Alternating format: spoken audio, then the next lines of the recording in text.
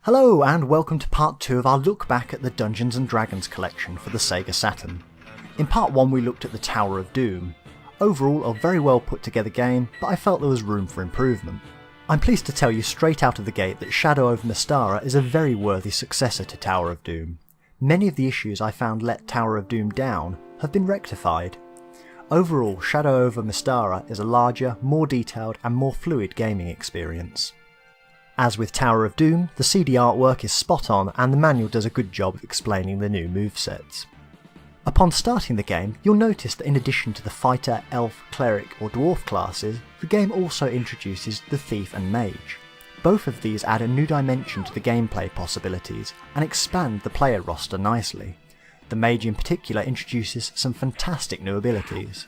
Secondly, the graphics seem to have had somewhat of an overhaul. Although similar to Tower of Doom, additional effects and tones seem to have been added. There's also the graphical elements of animation that inject humour and personality into the enemy.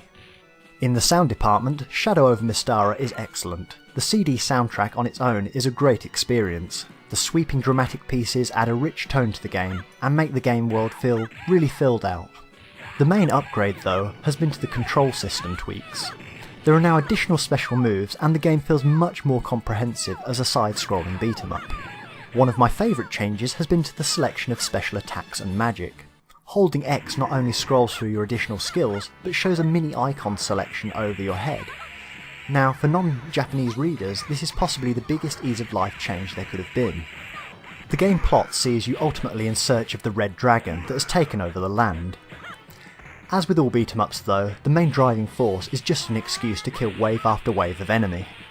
As you progress, you collect XP points, and your character stats level up. Although I found this had limited impact in-game, the XP will affect the game ending you receive. The cast of monsters seems to be richer this time around too. There's a lot of returning favourites, but also some more outlandish enemy designs with complex attack patterns. This is also played out in the level designs themselves, with goblins riding war machines and moving vehicles. This is only a short review of the game and there's actually a lot more depth to discover, but I'll leave that for you to play. Overall, Shadow Over Mystara feels like the game that Tower of Doom was trying to be. The changes to the game are not necessarily giant leaps forward in technology, it's the combination of many small changes and additions that make this game what it is.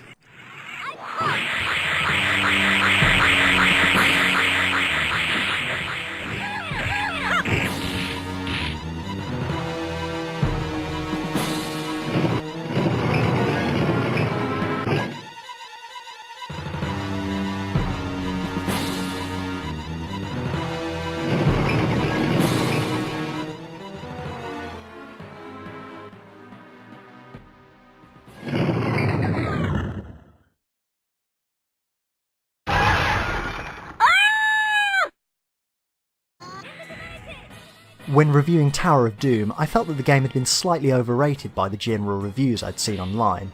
The game is certainly very good, but not quite up to the hype that surrounds it. Shadow Over Mystara, on the other hand, really deserves the plaudits it receives. From start to finish, the game manages to be engaging, well presented, and provide an authentic arcade beat-em-up experience in the home. It's because of games like this that it's easily believable to think that the Sega Saturn would have fared much better internationally had the Japanese exclusives been exported to the other regions. With that said, let's have a look at the cost of the collection. I paid £50 here in the UK for this one and had to import directly from Japan. At current exchange rates that's around $70. You may now see why I'd expected more from Tower of Doom. However, prices on this game are very turbulent at the moment. Based just on recent eBay sales, a figure more in the region of £70 seems to be the new average selling price. That's roughly around $100 US. As with most areas of game collecting, it's difficult to predict prices long term. My feeling is that the game is a good quality package and a decent Saturn collectible. The set will at least hold its price, but long term perhaps move into an area where it consistently sells in excess of $100. This is where the real issue lies. If you want the physical Saturn edition rather than a simple download or re-release, it's going to cost you. The second issue is that Shadow Over Mystara also casts its shadow over the Tower of Doom. If you buy this collection, you really only will ever want to invest time on the second game. this may not represent good value for money. It's the conundrum that all collectors face at some time or another. I've been lucky enough to have been collecting and selling games for many years and have copies of games such as the Power Region Rule of Rose, Panzer Dragoon Saga, Enemy Zero, and a complete Clock Tower set, all before the prices dramatically leapt up.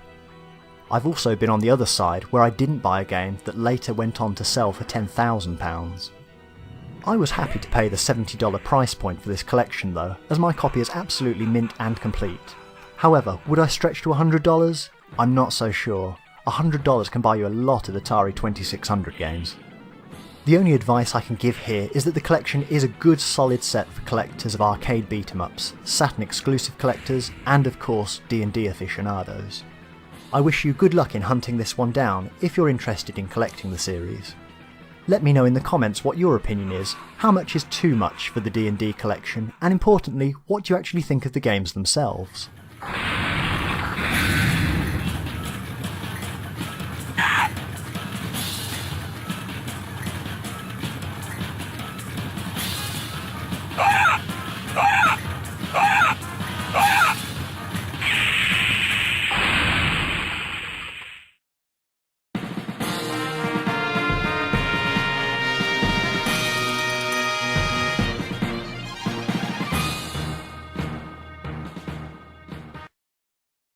Hello again, I hope you enjoyed today's show and thank you for the view. Remember, you can always comment, like, subscribe and find us on the social media sites below.